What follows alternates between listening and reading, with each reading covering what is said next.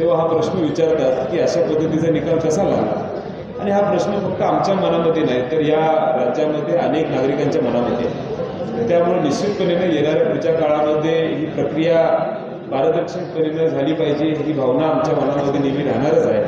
म्हणून आजची press conference आज काँग्रेस पक्षाच्या वतीनं आदरणीय खासदार विशालदादा असतील, आदरणीय आमदार राजगावकर सर असतील, राहुल भैया असतील किंवा काँग्रेस कमिटीचे आमचे सर्व प्रमुख असतील यांच्या अध्यक्षतेखाली या ठिकाणी घेतलेले आहे। आणि आम्हाला विश्वास आहे आज ज्या पद्धतीनं 75 वर्ष या निवडणूक प्रक्रियेला होतात त्या पद्धतीनंच येणाऱ्या पुढच्या काळामध्ये अनेक निवडणुका जेव्हा होणार आहेत मग ती स्थानिक स्वराज्य संस्थेची निवडणूक असतील किंवा अनेक निवडणूक असेल ही अशा पद्धतीनं न होता एक चांगल्या पारदर्शकपणे व्हावी आणि लोकांना विश्वास या निवडणुकीच्या प्रक्रियेवर बसावा हीच अपेक्षा आमची या माध्यमातून असते।